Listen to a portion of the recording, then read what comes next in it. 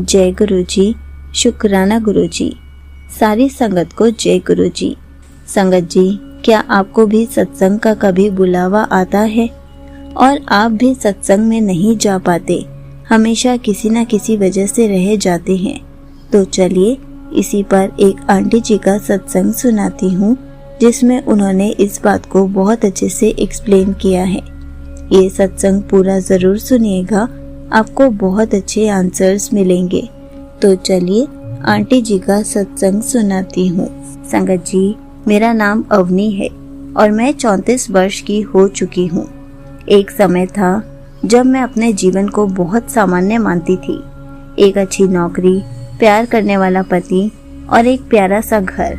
लेकिन पिछले 8 सालों से मैं और मेरे पति सिर्फ एक चीज के लिए ही तरस रहे थे। वो था एक बच्चा। हर महीने उम्मीद बंधती, हर महीने टूट जाती। डॉक्टर, मंदिर, व्रत, पूजा, मंत्र, तावीज, हमने कुछ नहीं छोड़ा। IVF भी 2 बार कराया, मगर परिणाम वही, खाली कोख, टूटता मन। रिश्तेदारों की बातें, समाज का दबाव और आत्मग्लानि ने मेरे मन को भीतर से खोखला कर दिया था। मैं मुस्कुराती थी, लेकिन मेरी आंखें हमेशा सूनी रहती थी।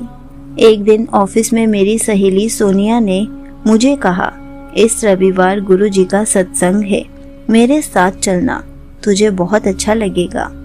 मैंने कहा, सोनिया, सब कुछ कर चुकी हूँ, अब और किसी के सामने जाकर माथा टेकने का मन नहीं है। जब भगवान को देना होगा दे देंगे। सोनिया मुस्कुराई।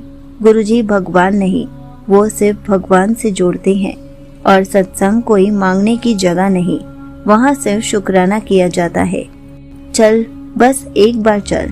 मैंने इनकार कर दिया, मगर उस रात कुछ ऐसा हुआ जिसने मेरी जिंदगी बदल दी। मैं थक कर सोई थी, मेरी आंखें भीग चुकी थी और नींद में मुझे एक सपना आया।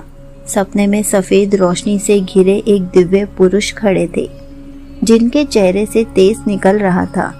उन्होंने मुस्कुरा कर कहा, बेटा, सत्संग जा, तेरी कोख भरनी है, तुझे ब्लेस करना है। मैं हड़बड़ा कर उठ गई। पूरे शरीर में एक अजीब सी ऊर्जा दौड़ रही थी। मैंने पहली बार मन से महसूस किया, ये कोई आम सपना नहीं था। मैंने तुरंत सोनिया को फोन किया, मैं सत्संग चलूंगी। रविवार को मैं पहली बार गुरुजी के सत्संग में गई।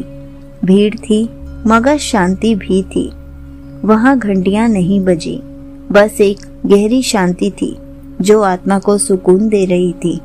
दीवारों पर गुरुजी के स्वरूप थे, मुस्कुराते हुए, शांत। एक कोने में हरे रंग की रोशनी झिलमिला रही थी।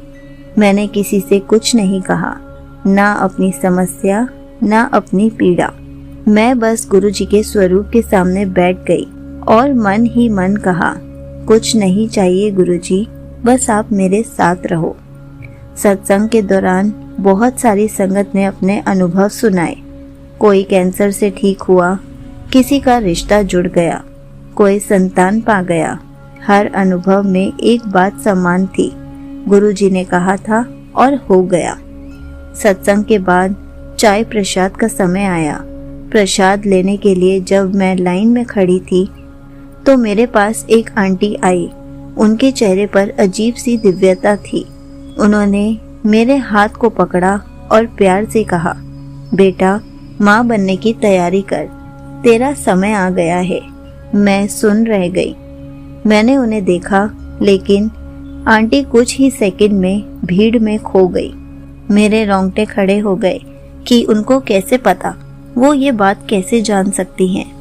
मैं घर लौटी और पहली बार बहुत गहरी नींद में सोई और ठीक 1 महीने बाद मेरे जीवन का सबसे बड़ा चमत्कार हुआ। मेरी तबीयत कुछ खराब लगी, जांच करवाई और रिपोर्ट आई कि मैं प्रेग्नेंट हूँ।